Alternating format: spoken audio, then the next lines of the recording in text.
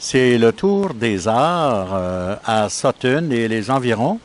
Et l'une des artistes qui expose pour le grand public est Suzanne Villers qui est avec moi. Bonjour, Madame Villers. Bonjour. Villers, c'est comme la vie avec un accent, n'est-ce pas? C'est ça, c'est comme la vie, V-I-E, avec un accent aigu. Ah, voilà. Et vous êtes québécoise d'origine et votre époux est français. C'est ça. Et en épousant un Français il y a plus de 25 ans, on changeait notre nom de famille et on prenait celui de notre époux. Et finalement... Vous êtes de cette époque-là? Vous avez l'air toute jeune. Ben, je suis de cette époque-là. En France, en tout cas, on changeait notre nom. Puis finalement, j'ai décidé de le garder parce que comme le mot « vie » est quand même précieux, je trouve. On a vu vos toiles. On les montre présentement à l'écran. Dites-moi, vous avez étudié à Paris la peinture. Vous m'avez parlé de... Racontez-moi un peu votre formation en France.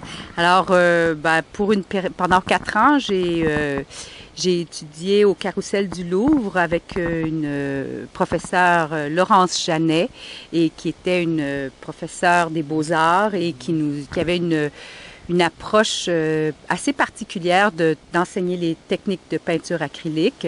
Oui. Elle nous faisait couvrir toute la panoplie de ce qu'on pouvait faire avec l'acrylique et aussi du collage, des choses comme ça. Et puis moi, ce qui m'en est resté, c'est surtout le dessin et la peinture acrylique. Ah oui. Et alors, là, vous peignez des choses absolument selon vos humeurs. On a vu des ciels orageux, selon mon interprétation, et d'autres plus calmes, plus sereins. C'est sans doute dû à l'humeur du matin. Exactement. Ça, c'est tout à fait vrai. Le matin, quand on se réveille, on n'est jamais la même personne que la veille. On a tout notre bagage de la veille et on se réveille, c'est un jour nouveau. Parfois, ça suffit d'une toute petite chose, puis notre humeur va changer. Oui. Et puis, une toute petite chose. Moi, je dis souvent que je suis une espèce de baromètre épidermique.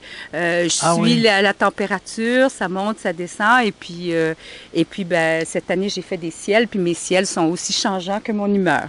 Est-ce qu'il vous arrive, en peignant, de faire une découverte avec le pinceau puis dire « Ah, ça change ma journée ».